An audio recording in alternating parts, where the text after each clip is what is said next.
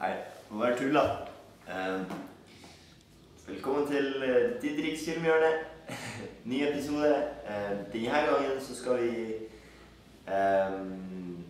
anmelde denne fjorårets store norske filmsuksess, nemlig Oslo 31. august.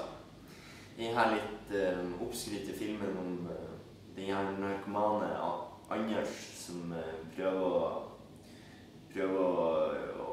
bryte seg ut fra fengselet. Eller ikke fengselet, sånn rehabiliteringsprogram.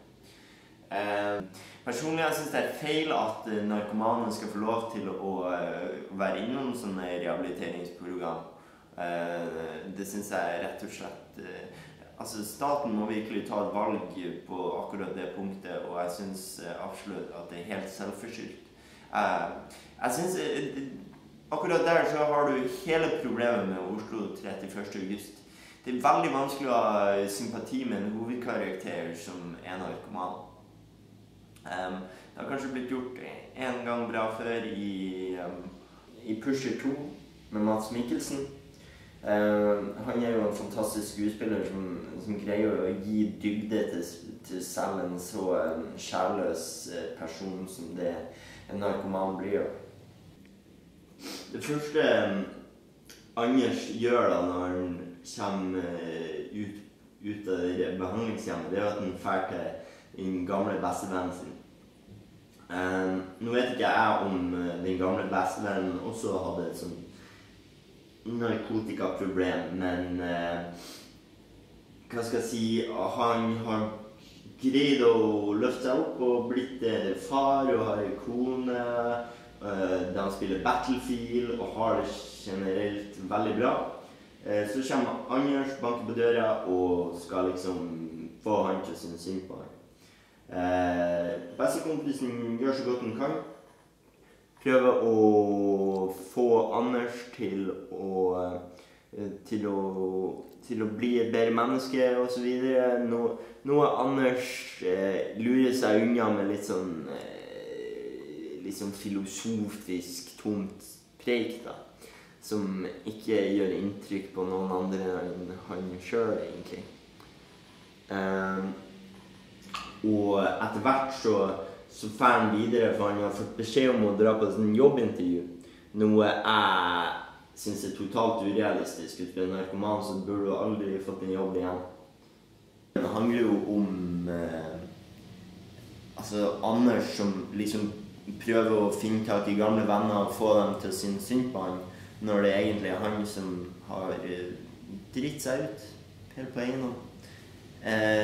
Så når han ikke greier å være liksom gamle, kule, for du blir veldig dum av dop, og det går utover vennene dine liker deg ikke lenger, og når det her skjer på denne festen, så fer han ut og skal få pest nattelivet i Oslo og fer på nattklubb med sånn, og der han manipulerer små jenter til å liksom bli med han, og de stjeler et brannslukningsapparat, og ender da i det her badebassenget, der jenta vil at Anders skal være med og bade, men Anders tror jeg egentlig bare sitter akkurat da og tenker på hvordan han kanskje skal få rana noen, eller et eller annet. Ellers er det fordi at han har så mange sår på kroppen at han rett og slett ikke vil klare seg klær. Men uansett så blir han ikke med å bade, og da begynner han vel egentlig å bli ganske trøtt, for det er jo begynner å bli morgen, og han prøver å komme seg hjem til foreldrene sine. Der blir vi introdusert til at Anders kan spille piano. Så han sitter og spiller piano en liten par minutter. Skal jeg prøve å konkludere med noe, så må det være at Joachim Trier aldri burde ha fått lov til å lage denne filmen. Altså, norsk film er jo på vei oppover, og da synes jeg vi skal prøve å holder oss for gode til å lage film om rett og slett samfunnets parasitter. Det er jo mange gode eksempler på valg av tematikk i norske filmer de siste årene. For eksempel nå nylig Kon-Tiki om Thor Heyerdahl, en av Norges virkelig store helter, og for eksempel Max Manus. Altså, velg heltene, ikke taperne. Skal lage film, så lag film om noe folk har lyst til å se. Ikke om en narkoman som fer rundt og tukler i gatene i Oslo. Pitbull-Terje er også en god norsk film. Anders er narkoman. Ok, vi har skjønt det. Hvorfor er han narkoman?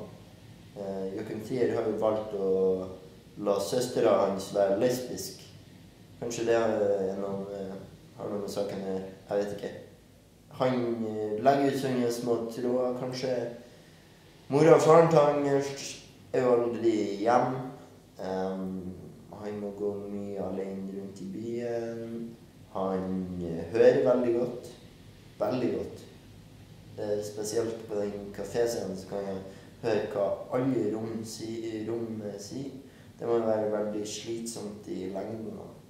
Det er kanskje noe rundt at den ruser seg. Han er ikke noe glad i å bade. Tyder på et barndomstraume. Hvis du har lest litt freudiansk teori og Schopenhauer og ser på litt sånne ting og satt opp imot Oslo til 31. august, så er jo det vanskelig å unngå. Ja, skal vi prøve å konkludere med noe da, så altså, når klimakset i en film er at hovedkarakteren fer og tar seg middagslur, da vet du at det ikke er Steven Spielberg som står bak kamera. Det er jo ganske mye tullpreik i denne filmen som ikke egner seg for barn. Det er umoralsk tematikk. Personlig jeg fikk lite eller ingenting ut av filmen.